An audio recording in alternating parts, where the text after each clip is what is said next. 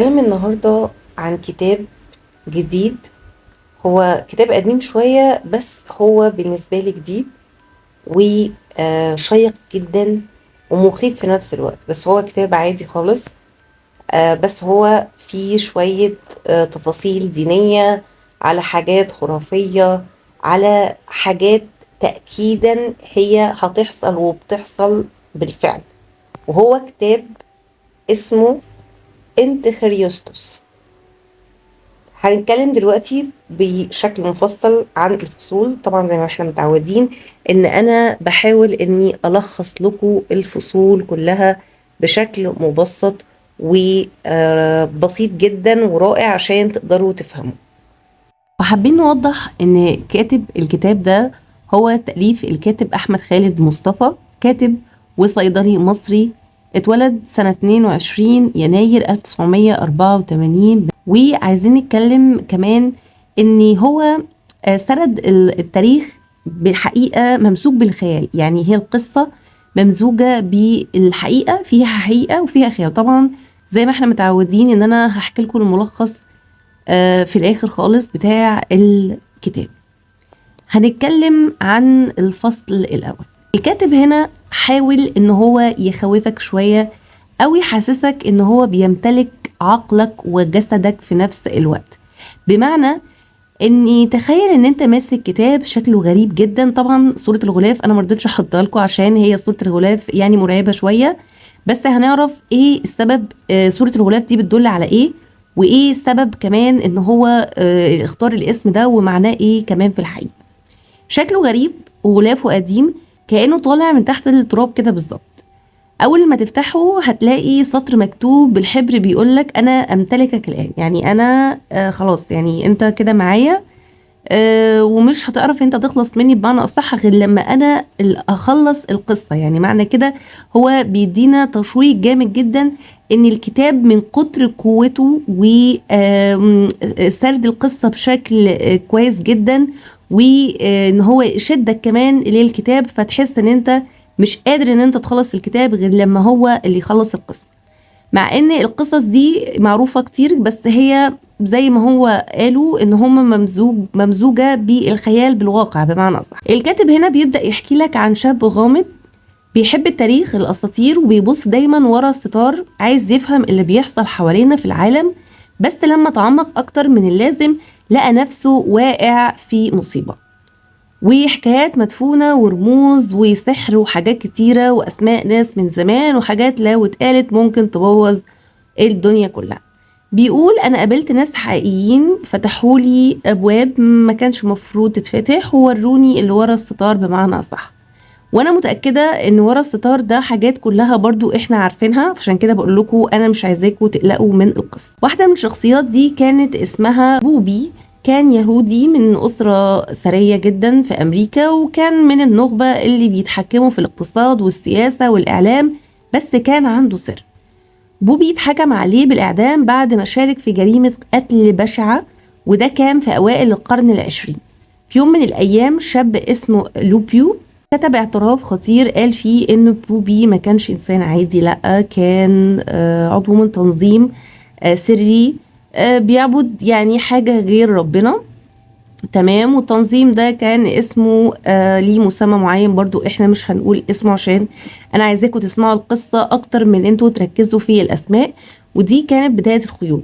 كاتب من اللحظة دي قرر انه مش هيسكت وفضل يحفر ورا الحكاية. كل صفحة بيقراها بيقع على وثيقة، وكل وثيقة بتفتح له باب مرعب أكتر من التاني. بيسألك الكاتب سؤال في آخر الفصل، لو عرفت الحقيقة كلها هل هتقدر تتحمل أصلا إن أنت تسمع ولا لا؟ الفصل الثاني هاروت وماروت، أول درس في السحر. طبعا هاروت وماروت احنا عارفين القصة دي ومذكورة في القرآن الكريم في سورة البقرة، واحنا عارفين ان هاروت وماروت دول ملكين نزلوا من السماء يعلمون الناس السحر. الكاتب بياخدنا لزمن بعيد جدا في بابل، مدينة عظيمة فيها حضارة علم بس كمان فيها أسرار تقيلة قوي. وهنا بنقابل 2 ملايكة نزلوا من السماء اسمهم هاروت وماروت. تمام لحد دلوقتي الموضوع تمام. ربنا سبحانه وتعالى بعتهم يختبرهم ويشوف هل البشر فعلا يستاهلوا اللعنات اللي بياخدوها، ولا الموضوع أعقد من كده.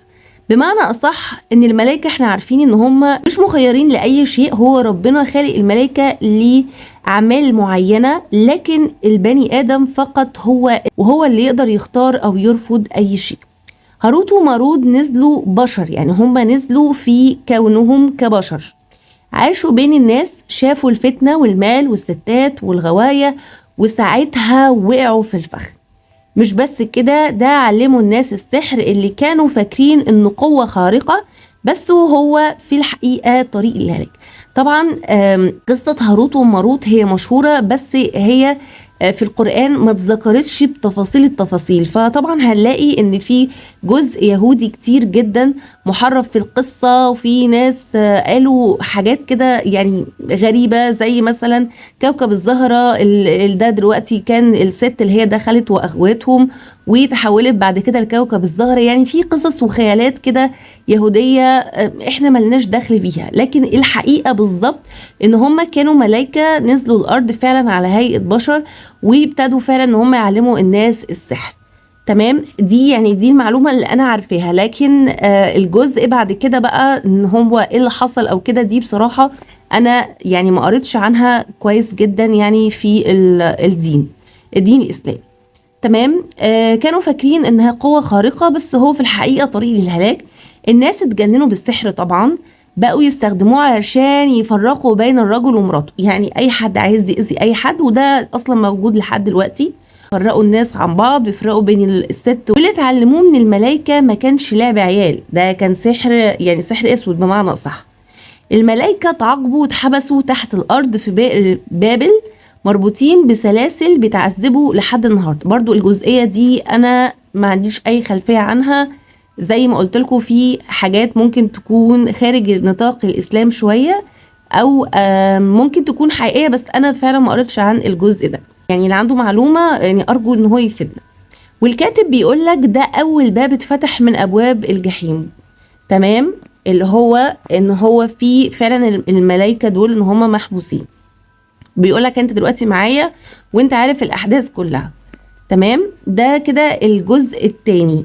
بقى الجزء الثالث وهو النمرود وابراهيم. طبعا النمرود احنا حكينا عنه قبل كده وقلنا ان هو كان ملك ظالم، من اكتر الملوك الظالمين اللي جم على الارض، من اكتر الحكام الظالمين اللي جم على الارض، ومن احسن الحكام اللي جم على الارض كان ذو القرنين برضو، اللي هو حكم الارض من مشرقها لمغربها. في الفصل ده بيحكي الكاتب عن النمرود.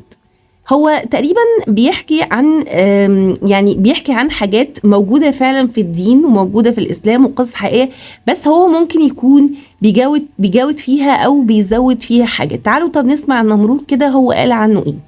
الملك الجبار اللي حكم بابل، دي حقيقة فعلا، وكان متكبر جدا. النمرود كان مقتنع إنه أقوى من ربنا والعياذ بالله، وقال للناس إنه هو الإله الوحيد عايش في قمة الغرور والسلطة العالم كله، والناس رفضوا يعبدوه، انه هيسبب فناء العالم كله، ولو الناس رفضوا يعبدوه، يعني اللي هو انا يعني همحي الارض كلها لو انتوا رفضتوا ان انتوا تعبدوني.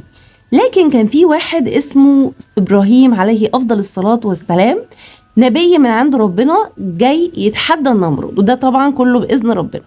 ابراهيم كان عنده ايمان قوي جدا بالله، ورفض يسجد لأي إنسان أو ملك، ودي كانت بداية الصراع بين الإيمان والعظمة الكاذبة. النمرود حاول بكل الطرق يجيب إبراهيم عليه أفضل الصلاة والسلام، لكن النهاية كانت مؤلمة للنمرود، ودي بداية لفهمنا أن القوة الحقيقية مش في البشر بل في الإيمان بالله.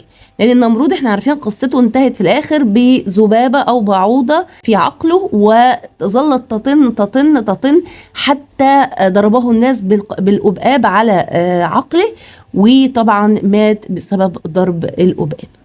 الفصل الرابع اسروديوس إله الإغواء. كده بقى احنا دخلنا في حتة يعني ملهاش علاقة بالدين. الكتاب بياخدك دلوقتي الديانات اليونانية القديمة، يعني احنا دلوقتي دخلنا في الديانة اليونانية القديمة، حيث كان في ازروديس إله الحب والجمال والإغواء، كانت بتسحر الناس وتسيطر عليهم بكل وسيلة. يعني معنى كده ان دي كده واحدة ست، ان دي كده إلهة ست بقى. القصة هنا مش بس عن الحب لكن عن فكرة الغواية، ان انت تغوي اللي قدام.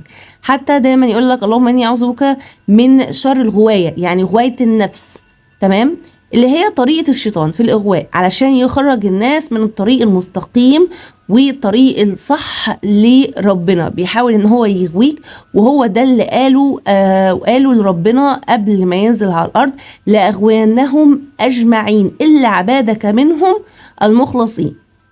يعني هو قال ان هو هيغوينا، فالغواية دي تقريبا اقوى حاجة، دي قوة، يعني الغواية دي قوة. فاللهم إن أعوذ بك من غواء الشياطين. هاروت وماروت زي ما قلنا قبل كده كان عندهم علاقة بإسروديس، كانت القوة الكبيرة اللي بتسيطر عليهم. والكاتب بيقول ان الإغواء هو اكثر شيء بيضعف الناس، بيخليهم يقعوا في الفخ.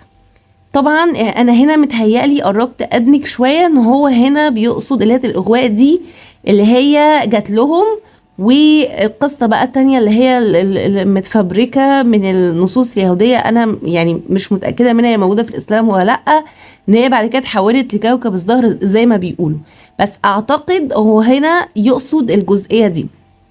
تلخيصي بالنسبة للفصل الخامس: النبي سليمان الملك الساحر، هو فعلا كان نبي ساحر، لكن كان بأمر ربنا، يعني هو كان بيملكه في الأرض. يعني قال رب هب لي ملك لم يعني محدش يملكه من قبلي ولا من بعدي.